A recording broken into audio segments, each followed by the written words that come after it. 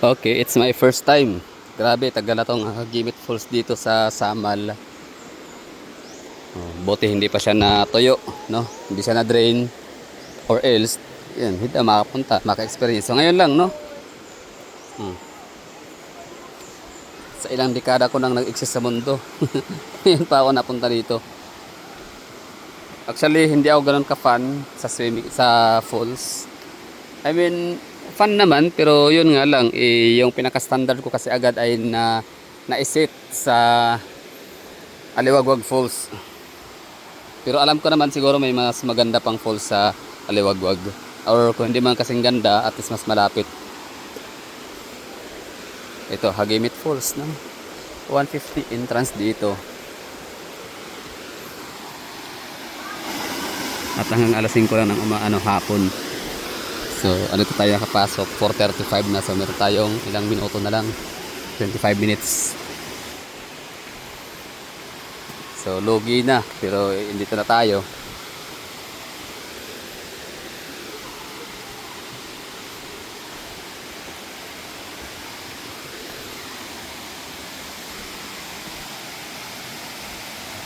So, di mo na maliligo ngayon. Next time na lang. Ang mahalaga ay napuntahan ko na. Alam ko na yung itsura. Paano makapunta dito. Distansya, layo, magkano. Okay, maganda nga siya, oh. Okay.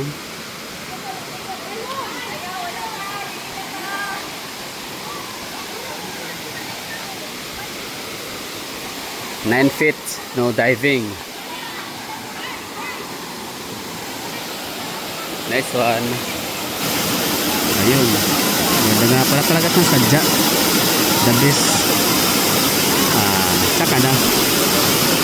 Di ako makaligo kasi walang damit na dala.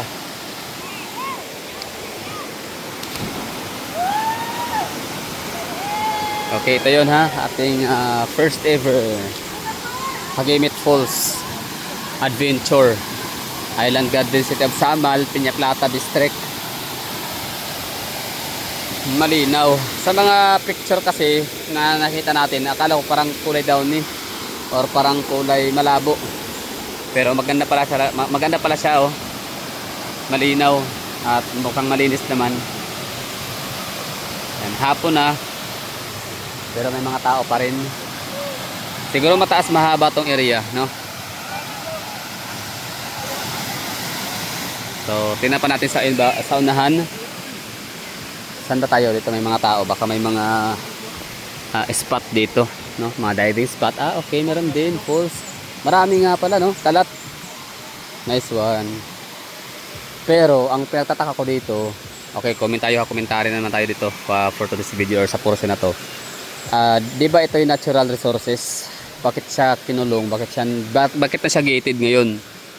Sabagay, para ma-maintain, no? For maintenance. And syempre, pera-pera, 150 ba naman per head. So, ibig sabihin, swerte nung nagmamayari ng lupa. Na kung saan dumadalo itong falls. Okay. Yes, sa unahan, no? May naliligo din. Ang galing. So, yun yung gagawin natin. Susundan natin yung mga daan. Yung trail.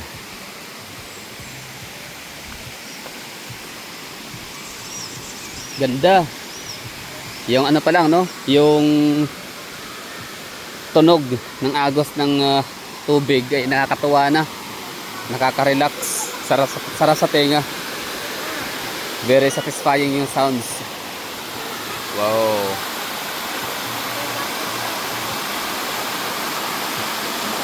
Linaw, no? Pirasog. Tabi-tabi po.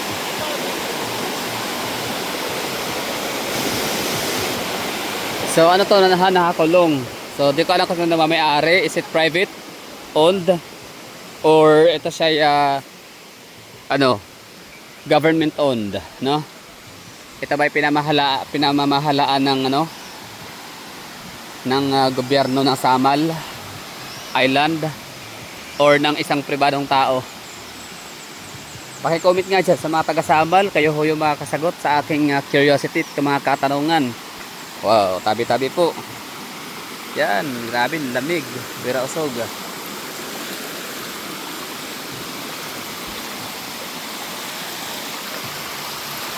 Oh.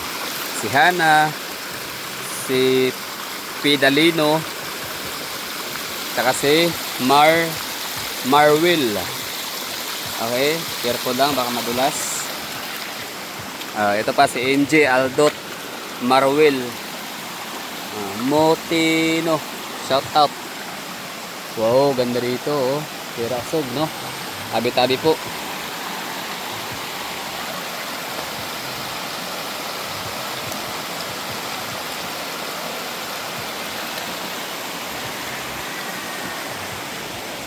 Yan, akit pa sa unahan.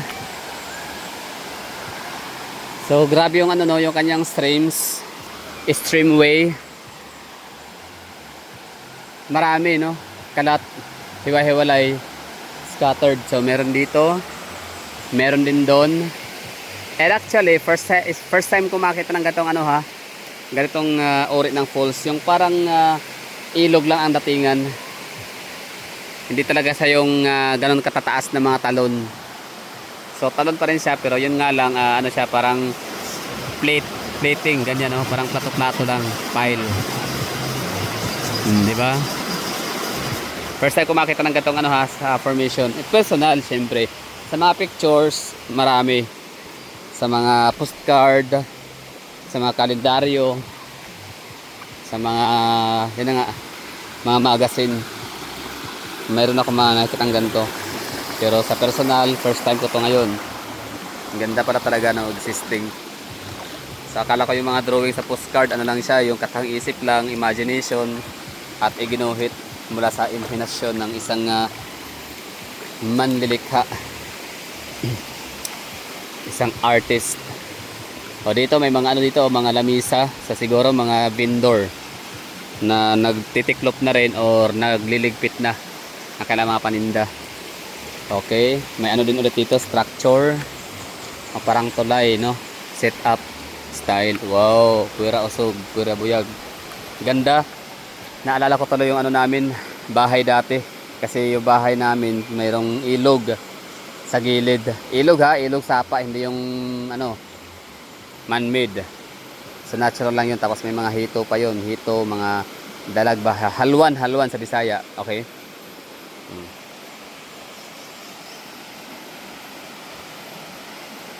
Nice one.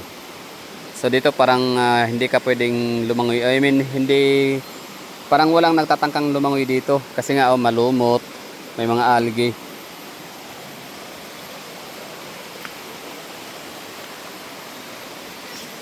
Tsaka siguro putik no. Malambot yung lupa diyan. Galing no. Hindi siya ganun ka-enchanted pero grabe ka-amazing.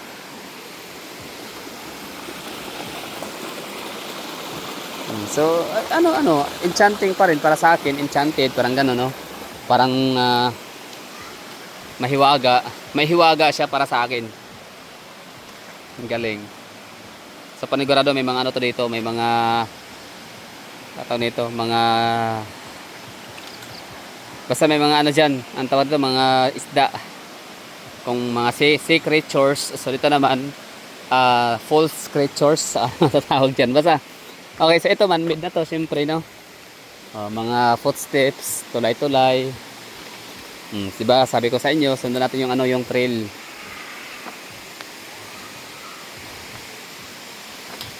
Ganda, no?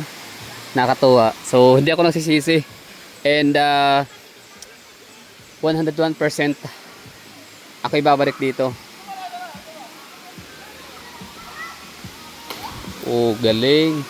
Tagal na to nag-exist pero ngayon pa ako na nakakuha ng pinaka-chance. Ma'am, walay corkage. Walay corkage sa mga balon. Walay bayad ra, libre ra gyud. Ayos eh. Basta kay ang basura lang no, ilabay lang gyud ana. Nice one. So walang corkage no, may mga. So pwede pa dito may picnic. Bit-bit yung buong pamilya. Ganda no, ganda pala to, family bonding. Hapon na pero may mga pa rin nagda-dive.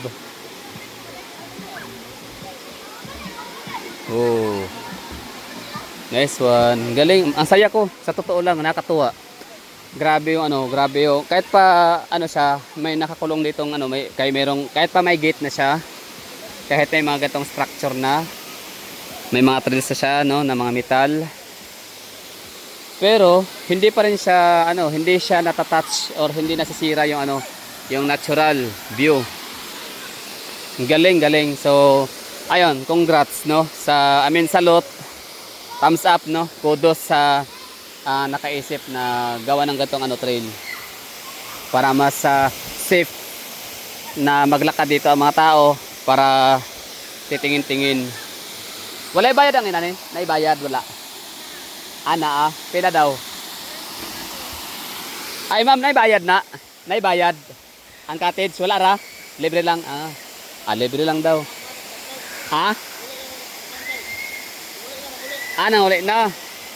Ako na sila naibayad na. Na mga pila na may idea pila.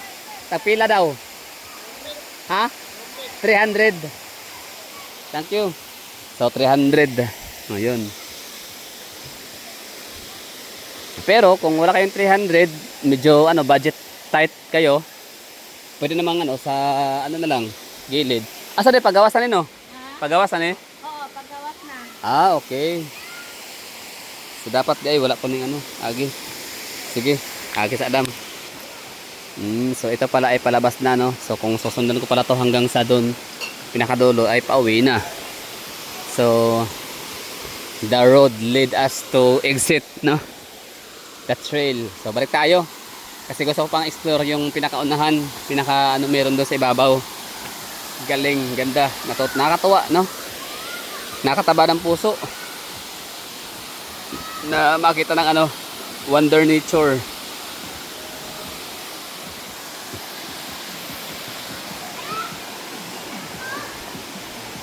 Nice one. Aba, happy ako, satisfied ako ha. Sa 150 kahit ilang minuto lang.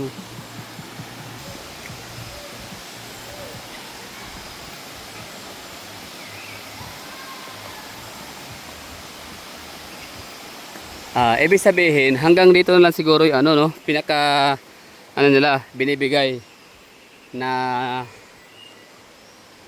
daan, trail, pathway, guide.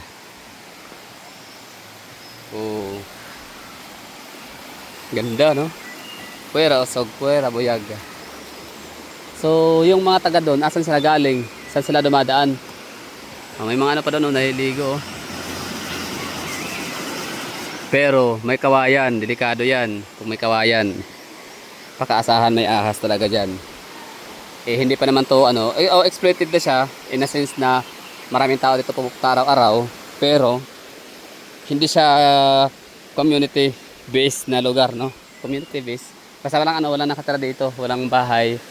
So ibig sabihin present pa rin yung ano mga ahas. Siguro pag araw hindi sila nagpapakita, nagtatago kasi nga maraming tao, maingay. Pero pagkagabi dito, yun yung time na sila ay magsilabasan. Ganda puwera usog, puwera buyag.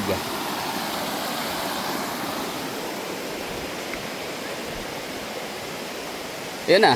Parang meron yung daan. Sige, sundan natin.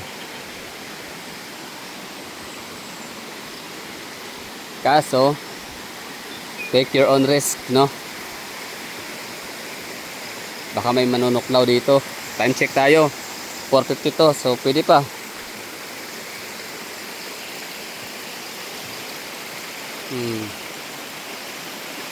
May mga tumutunog nga. Ayoko na, takot na ako. Baka may ahas. Minsan pa naman yung mga ahas tunog ano pa naman, tunog ibon or manok. May mga nyugan pa dito, kawayan. So may mga ahas na camouflage, nakatakot na no. Okay, so that would be all. Thank you for watching. Sana ay nagustuhan niyo yung ginawa ko natin ano dito, quick trip and adventure sa Hagimit Falls. May may nagkakatay ng manok dito. Parang hindi ata maganda to, no? At na ano yan, magkakaroon ng langaw na marami, ganyan. Anyway, so bahala na yung mga nagmamanage dito. Sino lang ba ang mawawala ng kita, income, no? Ayun, may kukok. Ano ba kukok sa ano? Sa Tagalog. Yan, may kukok, oh. Yan, kukok.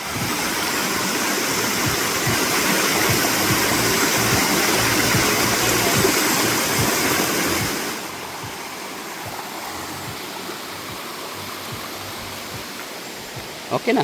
We're done, no? Tapos yung ano natin, ito vlog, sana nagustuhan nyo. Alam ko meron pa talaga itong pwede i-explore sa ibabaw, pero tsaka na lang, no? Next time around. So this time, dito na magtatapos ating video. See you some other time.